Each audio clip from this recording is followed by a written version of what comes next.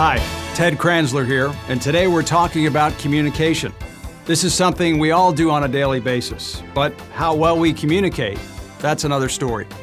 As soon as this video is done, you'll have an opportunity to share a 2-minute, possibly humorous story about a time in your life when something went wrong in your communication with a family member or coworker.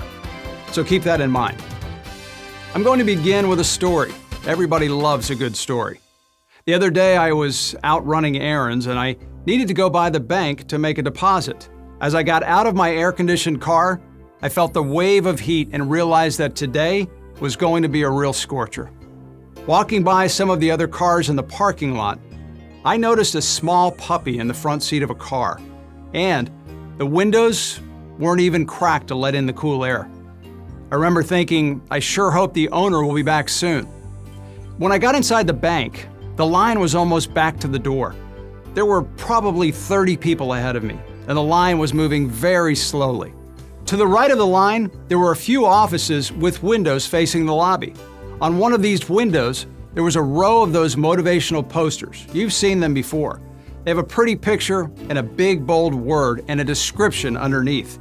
This particular one was a picture of a lake with a guy rowing across it, and in big letters it said, well, you probably guessed it.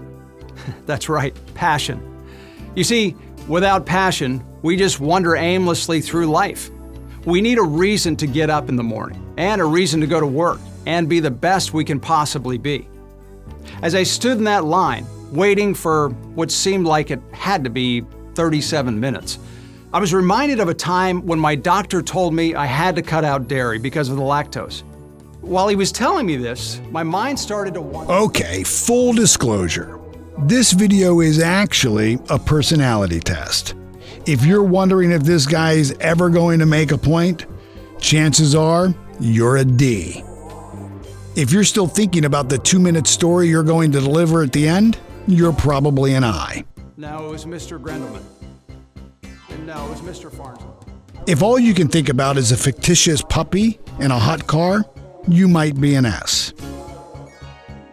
Actually, it was Wyoming. If all the mistakes and incongruencies in the graphics are driving you crazy, you're most likely a C. Reminds me of Mr. Grendelman. He was from Idaho also. He was my favorite teacher. I can still remember what he taught. It was math. Actually, I think it was English.